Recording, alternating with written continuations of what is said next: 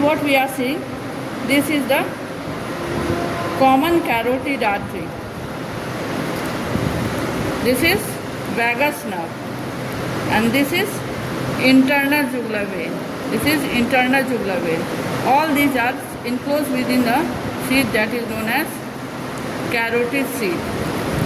After separating the carotid sheath, here we can see this is the internal carotid and this one is external carotid artery. In between the internal and external carotid artery, what structure is passing is the 3 students and 2 PG. Here you can see here is the styloid process, and one muscle is going to the tongue.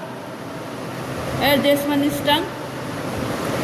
So one muscle is going to the tongue, that is a styloglossus. What I am holding is the styloglossus muscle from the styloid process to the tongue. This one is the stylopharyngeus to the pharynx. This muscle is going to the pharynx, the stylopharyngeus. That is, one PG is the deep part of the parotid gland. Here we can see this is the parotid gland, and the deeper part is inside here. It is also some part is passing in between the external and internal carotid. So one is the parotid gland, another one is the, you can see this one is the glossopharyngeal nerve, and here is the pharyngeal plexus of the vagus nerve.